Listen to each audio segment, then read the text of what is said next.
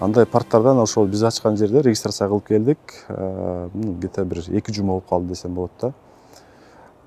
Японияныкы бар, Кореяныкы бар, Россияныкы бар да. Мына 4-чү Кудай буйруса мына Кыргызстан болдук да бизче. Ошо биз барып регистрация кылып келдик. Ал жерде Бондо озоно деп коет. Бондо озоно бул находится именно вот город Шенянин, Кытайдынчы, провинция деп коет. Ал жерде провинция дегенде 45 миллион да население жашайт.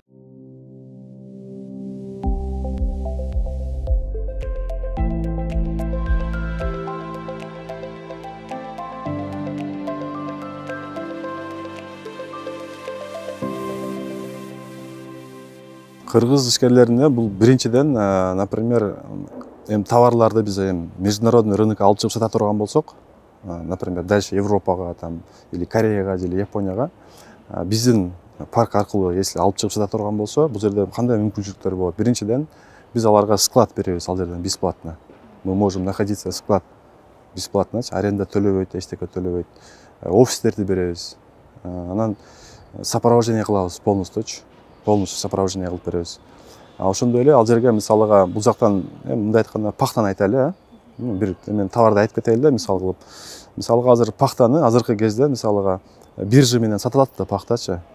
Аны азыр сата турган кезде мисалы булар жөн эле сатып эле акча иштеп атышат да, биздин эмгекчилерчи.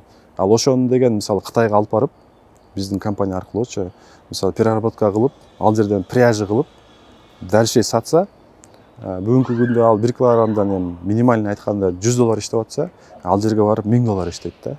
Вот ошондой мүмкүнчүлүктөрү бар да.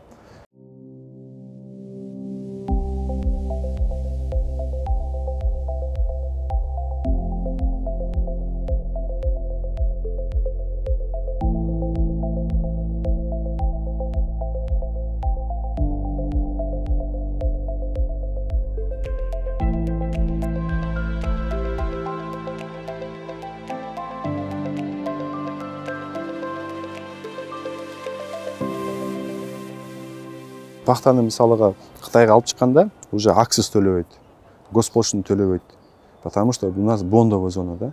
Ал жакка кирет товар. Качан биз покупатель табып, качан переработка кылып, дальше кылмай сайын ал пока тура берет да, налог төлөнбөйт. Ошондо азыр ошондой болуп например, кандай гана товар болбосун, мисалыга биз Кыргызстандан алып чыксак, биз сразу төлөйбүз. Биринчиден акциз төлөйбүз, госпошлину төлөйбүз, определенный немелерибиз бар да. Налогторду төлөйбүз да.